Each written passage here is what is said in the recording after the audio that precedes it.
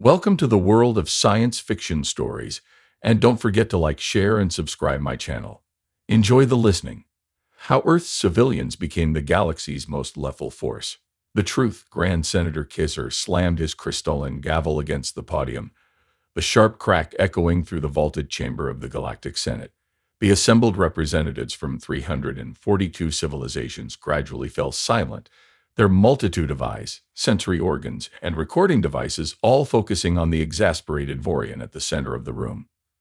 "I will have order," Kesar bellowed, his 8 eyes blinking in rapid succession. "We cannot continue to ignore the statistical anomaly that is staring us in our collective faces." Representative Lur of the O1 Collective snorted through her breathing slits. "Oh please, not the human problem again. We've gone over this 1,000 times, and frankly, I'm getting tired of your obsession with these barely spacefaring primates. Barely spacefaring primates that somehow have civilian kill counts that exceed our elite military forces."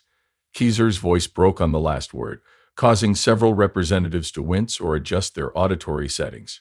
The holographic display at the center of the Senate floor illuminated with charts, graphs, and comparison matrices. Admiral J.X. Pelvin, the stone-faced military analyst from Centuprime, stepped forward. His expression remained unchanged as he gestured toward the data. "The numbers don't lie, honored representatives. We've monitored Earth's communications and defense systems for the past 7 solar cycles. While their formal military organizations show expected patterns of efficiency and lethality, it's their civilian population that defies all known models of combat psychology." He paused, clearly uncomfortable. A human delivery driver from a region called Detroit registered more confirmed neutralizations last year than an entire squad of Kian Deathbringers. A wave of nervous laughter rippled through the chamber, quickly silenced by Kesar's glare. "You think this is funny? The Krillians evolved specifically for combat. Their entire civilization is built around warfare." He pointed dramatically at a particularly alarming bar graph. "Meanwhile, an Earth teenager who calls herself Gamergirl_98 has a simulated body count that would make a Varaxian war beast weep with inadequacy." "But those are just games," protested Representative Blix Tornata from Neptune Colonies. "Surely we're not counting their entertainment simulations as actual combat experience." Admiral Pelvin cleared his throat. "That's what we thought initially, but when we cross-referenced their simulation performances with actual combat incidents," his voice trailed off as he pulled up another data set, "the correlation is disturbing. These humans appear to transfer skills between their recreation and actual combat with unprecedented efficiency." "So what are you suggesting?" asked Representative Tornata, mandibles clicking with nervous energy. "That we reclassify Earth as a military threat. They haven't even unified their own planet yet." Kesar leaned forward, his voice dropping to a dramatic whisper that nonetheless carried throughout the chamber. "I'm suggesting, my esteemed colleagues, that we need to understand why. Why are human civilians so casually lethal? What makes their non-combatants more dangerous than our trained killers? Before we make any decisions about Earth's status in the galactic community, we need answers." The chamber fell silent as the representatives contemplated the implications, broken only by Representative Lur's sarcastic mutter. "Great, another research committee. It's just what the galaxy needs." 3 standard rotations later, in the sterile preparation chamber of the Galactic Senate Special Projects Wing, 5 of the most qualified xenobiologists, combat analysts, and cultural anthropologists in the known universe stood in an awkward circle, avoiding eye contact. "So," began Dr. Neri Ventris, adjusting her atmosphere regulator, "we're really doing this? Studying humans up close, like on their actual planet?" The trillion scientist's skin pulsed with blue-green anxiety patterns. "Has anyone considered that these statistics might suggest we should, I don't know, stay away from the murder monkeys?" Commander R.Z. Takik, a scared veteran of the Jovan Defense Force, barked out a laugh that sounded like grinding metal. "Scared of a bunch of soft-skinned bipeds? I face down cakes and hive minds with nothing but standard-issue plasma cutters."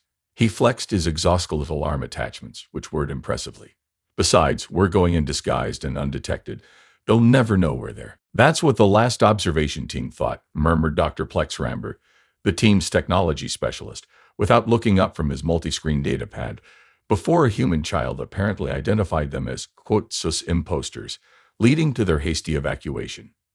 Senior cultural analyst Breen Kepo floated forward, her gelatinous form rippling with amusement. You're all overreacting. Humans are fascinating. Their cultural outputs suggest they're actually quite friendly. They just have peculiar ways of expressing it, often involving simulated violence and competitive destruction. The fifth member of the team, Security Officer Tika Lin, remained silent, methodically checking her weapon systems. Everyone pretended not to notice. Grand Senator Kizar entered, looking harried. Ah, good, you're all here. The mission parameters are simple: infiltrate Earth society, observe human civilians in their natural environments, and determine why they're so unnervingly effective at violence despite their apparent lack of natural weaponry or formal combat training. And what are our extraction protocols if things go badly? Asked Dr. Ventress, skin now pulsing a worried purple. Kesar's expression darkened. Let's just say failure is not an option. The future relationship between humanity and the Galactic Senate depends on your findings. No pressure. Commander Takik laughed again. How bad could it be? They're just humans. This was your brilliant infiltration plan. A suburban neighborhood? Dr. Ventress hissed, her camouflaged exhaustion struggling to maintain its human appearance as stress patterns rippled beneath. We're supposed to be studying dangerous human combatants. The five-member team huddled in their cloaked shuttle, now disguised as an unremarkable dwelling called a ranch-style home on the outskirts of a settlement humans called Phoenix, Arizona. Outside, the merciless star these creatures called the sun beat down with unexpected ferocity. Commander Takik peered through observation filters at the mundane street scene. Intelligence suggested this was a prime location. Apparently, this region has something called the Second Amendment and stand your ground laws. Multiple security incidents logged. Not to mention, Breen Kepo bubbled enthusiastically from her human-shaped containment suit. This neighborhood has 3 former military personnel, 5 registered competitive marksmen, and she paused dramatically, a gamer who ranks globally in something called Call of Duty. Dr. Plex Ramber snorted, multiple fingers tapping furiously across his disguised data terminals. I'm still not convinced their entertainment simulations are relevant to actual combat capacity. It's pushing buttons, not pulling triggers. Security Officer Tika Lin, who had been silently observing the street through thermal imaging, suddenly spoke. Movement, 3 o'clock, approaching rapidly. The team tensed as they watched a small human female, approximately 7 Earth years in development, rolling toward their location on a pink-wheeled transportation device. Is that a weapon? Whispered Dr. Ventress, noticing the metallic object clutched in the young human's hand. Tika Lin zoomed her optical enhancers. Negative. Appears to be a frozen dairy treat with artificial coloring. Non-threatening. The child stopped directly in front of their disguised shuttle, staring at it with unsettling directness. Then she called out, Hey, are you the new neighbors? My mom says you're probably normal people and not aliens or anything. Commander Takik choked on his respiratory supplements. Fascinating, murmured Breen Kepo. Their young show remarkable intuition. Reminds me of Lorian prediction genetics. Everybody stay calm, ordered Commander Takik. Ramber, activate the diplomatic voice synthesizer. Ventress, you're on visual projection duty. Remember your human behavioral training. The front portal of their disguised ship reconfigured into what Earth architectural data called a front door, and the team prepared to make first official contact with their research subjects. Dr. Ventress sighed. Why do I feel like we're the ones being studied? Outside, the little girl licked her ice cream cone and waited expectantly as 3 more neighborhood children gathered behind her with equally curious expressions. Discovery of human hobbies and competitive nature, Day 7 of Earth observation. Dr. Ventress spoke into her recorder, her human disguise now more comfortable though still itchy around the ear regions. We have successfully established our cover as a family recently relocated due to what humans call work-from-home tech jobs. The neighborhood has accepted us with minimal suspicion, except for the small human female designated Lily Rodriguez, who continues to leave drawings of green tentacled beings labeled My New Friends on our communication portal. Commander Takik burst through the interior door, his human disguise flushed with excitement. You won't believe what I just witnessed. The human male from dwelling unit 483, Rick Hoffman, invited me to something called a backyard BBQ yesterday. I thought it was just a primitive food preparation ritual, but please tell me you didn't consume non-approved xeno substances, interrupted Dr. Ventress. Focus, Ventress. I'm telling you I discovered something critical to our mission. Takik paced energetically. This Rick Hoffman, completely ordinary human, works in something called middle management at a regional insurance office, No military background whatsoever. Bream Kepo drifted into the room, her gelatinous form now perfectly contained within an attractive middle-aged female appearance. So what's your point, Commander? My point is that I watched this unremarkable human hit a tiny white projectile with a metal club, sending it precisely 275 yards to land within inches of his intended target. When I expressed what I calculated to be appropriate amazement, he just laughed and said, "I've been playing golf since I was 8. Practice every weekend." Tikik's eyes widened. "Do you understand? Practice." They voluntarily repeat difficult physical actions thousands of times for recreation. Dr. Plex Ramber looked up from his terminal where he'd been analyzing human entertainment networks. That tracks with my findings. Humans engage in something called hobbies, which appear to serve no survival function, yet consume vast amounts of their time and resources. They simply enjoy mastering difficult skills. But golf isn't combat training, Dr. Ventress pointed out. Security Officer Tika Lin, who had been silently monitoring neighborhood security feeds, finally spoke. "No, but the precision targeting neural pathways are identical. I followed the human female Janelle Tucker yesterday. She engages in yoga 4 times weekly, extremely difficult balanced postures held with perfect stillness. Then she went directly to something called a shooting range where she discharged primitive projectile weapons with 97.8% accuracy while chatting with companions about a television program." Green Kepo bubbled with excitement inside her human suit. "And it's not just physical skills. I've been invited to something called a book club. These humans voluntarily analyze complex communication patterns and debate theoretical scenarios for entertainment. One participant, Lisa Chen, accountant, no military training, constructed a 12-point argument destroying another member's interpretation of a fictional scenario. The cognitive warfare implications are staggering." "That's not even the most disturbing part," said Commander Tackett, dropping his voice. "When I intentionally performed poorly at golf to avoid suspicion, Rick and his friends began what they called trash talking. The psychological warfare was intense, and they were laughing while doing it." Dr. Ventress's expression grew grave. "So you're saying these humans voluntarily train combat-applicable skills constantly, integrate psychological warfare into casual interaction, and," she paused, "they genuinely enjoy it?" Tika Lin nodded solemnly. "And they're teaching their offspring to do the same. The Rodriguez child has spent 14 hours this week perfecting something called a cartwheel. No apparent practical purpose, pure discipline and physical mastery." "Galactic Senate is not going to like this report," muttered Dr. Ventress. "I require immediate extraction." Dr. Plex Ramber's voice crackled through the team's secure communication channel. Background noise threatened to drown out his words. A cacophony of electronic sounds, human shouting, and what might have been explosions. "Ramber, status report. Are you compromised?" Commander Tekig barked, already activating the team's emergency protocols. "Not exactly," came the hesitant reply. "I'm at something called a gaming tournament, downtown Phoenix Convention Center. You need to see this.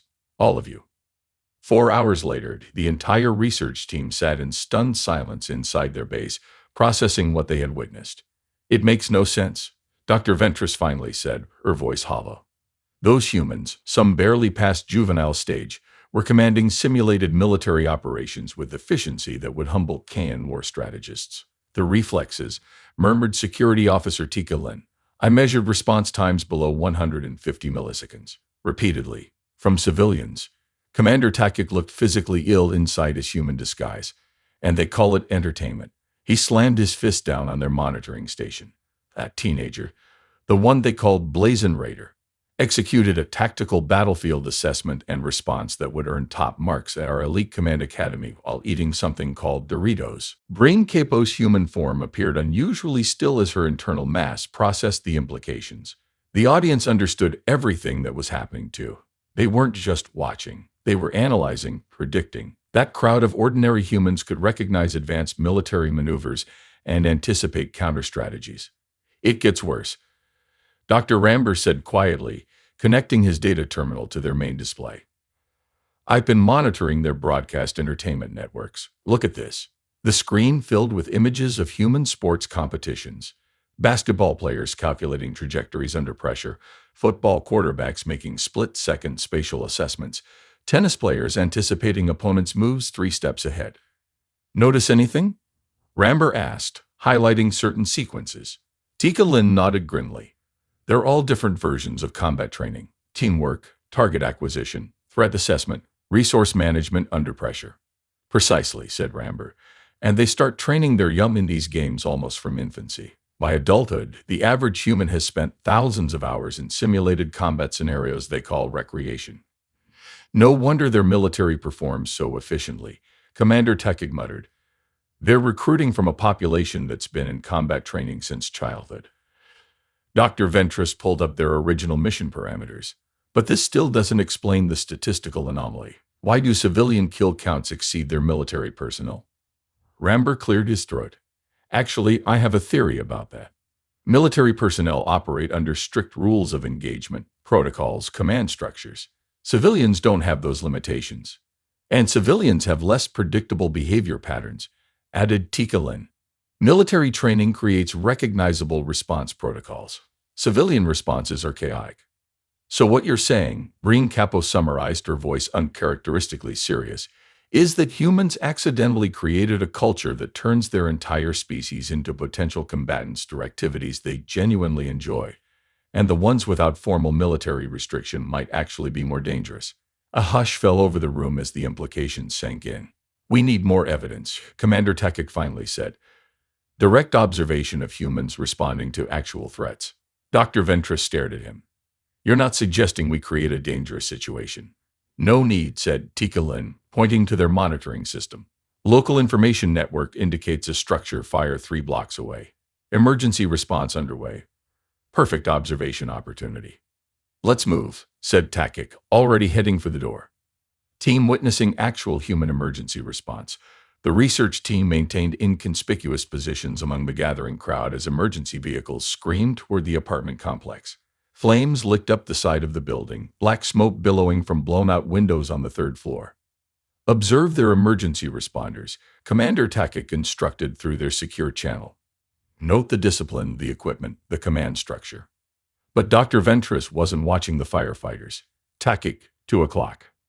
Before the fire trucks had even fully stopped, 3 ordinary humans, a delivery driver, a school teacher, and an elderly man who had been walking his dog, had already rushed toward the burning building. What are they doing? Gasped Breen Kippo. They have no protective gear, no training. No. They're going in, Tika Lin stated flatly, her enhanced vision tracking the civilians as they disappeared into the smoke-filled entrance. Respiratory risk extreme. Structural collapse probability 64%. Survival chances. Don't, Dr. Ventress whispered. Just don't calculate it. What unfolded over the next 11 minutes defied all their previous assessments of human capabilities. The delivery driver, a wiry man named Marcus Patel, according to their neighborhood database, emerged carrying 2 small children. Without pausing, he handed them to paramedics and ran back inside.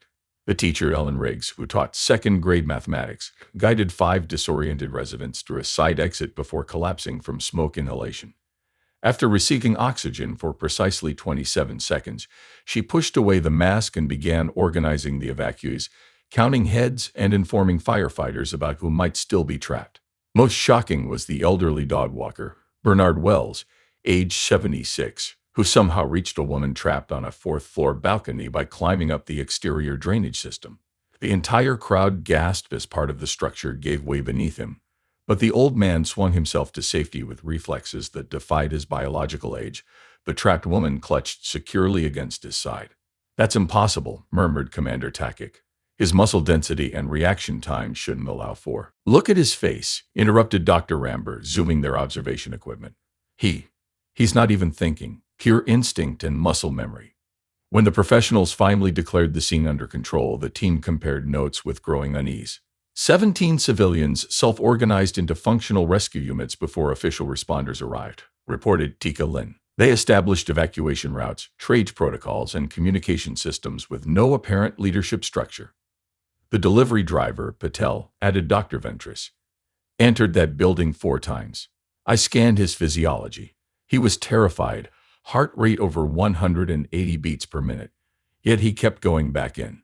And did you notice, said Breen Kippo, her voice filled with wonder, the humans who couldn't or didn't enter the building immediately found other ways to contribute. The banker directed traffic. The chef from the restaurant distributed water. The teenage girl created a real-time shared document to track who had been evacuated. Commander Tekic's expression was grave. If this is how they respond to an accidental emergency, then imagine how they would respond to an actual attack, finished Tika Lin. Team reporting back to Senate with shocking evidence. The Grand Chamber of the Galactic Senate fell into an unprecedented silence as the final holographic recording ended. The five-member research team stood in the center of the vast room, surrounded by the stunned faces of representatives from hundreds of civilizations. Grand Senator Kaiser cleared his throat, all 8 eyes blinking rapidly in sequence. Let me ensure I understand your conclusions correctly.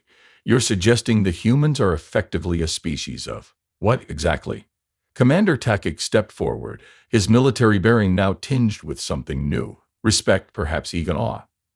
Natural warriors, Senator, but not in the way we understand warfare.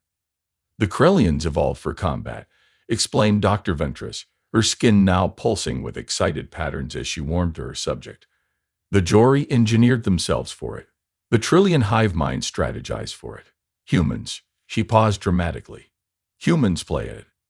Senator Lur snorted through her breathing slits. This is absurd. You expect us to believe these primitive bipeds are some kind of combat superspecies because they enjoy hitting balls with sticks. Dr. Ramber activated another display showing brain scans of humans engaged in various activities. It's not just the activities themselves, Senator. It's how their neurology processes them. Observe these pleasure centers activating during problem-solving under pressure. These humans receive neurochemical rewards for adaptability, for overcoming obstacles, for improvising. While our species evolved toward specialization, added Breen Kipo, humans evolved toward adaptability.